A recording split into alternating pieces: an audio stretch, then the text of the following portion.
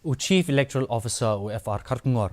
Ula kentat ya Jingjia keno ba kinong trikam ka seng TMC ke dan benta ha Jingjia kenat kabami men ha kasngi baar jong katayo ha Phulbari. Ula kren syai ba unom la men penpau manu badan keti ha kati Jingjia kenat kabla don lang kinong tray ka TMC bad NPP ha sinong char batapara hapo jong ka Phulbari constituency ha West Garo Hills District. Ula yathu ba kipulit kilala banyo jingtip syapang kitu kibayudan benta ha kati Jingjia na baro arkin hun kibayudan market ju.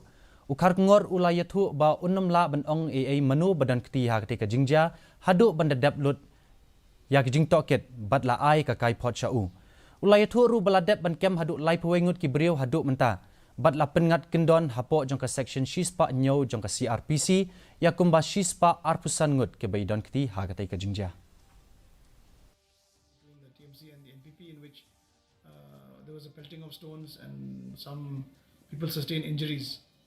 So, but the situation was swiftly brought under control when the police team from Phulbari police station, they arrived at the spot.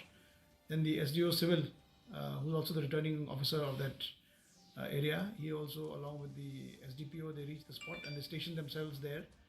So in Phulbari, as you know, on the 7th evening, late at night, there was a report that there was a clash between the NPP and the TMC, whereby the local MDC was passing through the particular area, and then the clash broke out between the TMC and the NPP, in which there was a pelting of stones and some people sustained injuries. And as per the reports which we received, the situation is under control and there are no further incidents in that place. And in Meghalaya, by and large, we have a culture of peaceful elections. And we feel that this incident may be just an aberration and will not be something which is the normal pattern in respect of the conduct of elections here in Meghalaya.